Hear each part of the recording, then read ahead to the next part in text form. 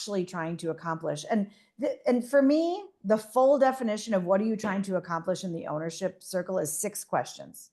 It's what are our guiding principles? What has always, on our best days, what has always guided our decision making? That's the first. Second question is, what is the legacy we're trying to create? And that's 2 pieces. One piece of that is, why do we own it? Or for a first generation, why do we want it to go to the next generation versus sell it? Why do we want it to be a family business? That's the first part of the second question. Second part of the second question is, what are we trying to create that will exist in 100 years? Third question is, what do we want ownership to look like 10 years from now? And to me, what that means is, what kind of time and money does the first generation have? What kind of time and money does the second generation have?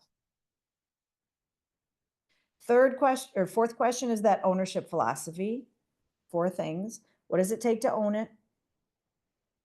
What does it take to work in it? How do we make decisions? And then what do we want from it, profit-wise, or how much money are we willing to put into it? Fifth question is, what is the plan? In order to do all that, what needs to happen in 3 years and 1 year and 90 days? And then the sixth question is, what's going to get in the way of that? And in this example, one of the things that's going to get in the way of that is if the first generation says one thing and does another.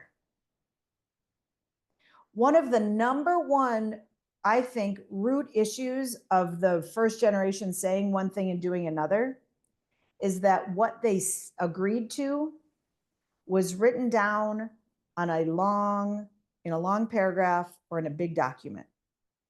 I've had a lot of first generation and second generation people make legal documents or financial plans.